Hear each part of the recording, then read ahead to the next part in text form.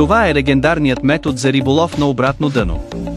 При риболов с него не е необходимо да регулирате плувката. Използва се специално за улов на всякакви големи риби във водата. Той съчетава предимствата на европейския риболов на обратно дъно.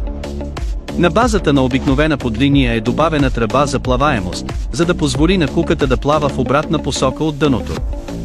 Той решава проблемите, че традиционните рибарски куки лесно се забиват на дъното, а примамките лесно се забиват в кал и плевели.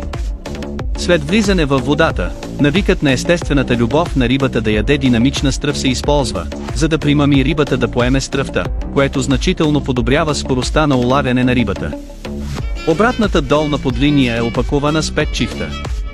Оборудвана е с различни по големина куки за риболов, които могат да се използват за различни видове риби. Приятели, които искат да хванат голяма риба, могат да опитат този метод.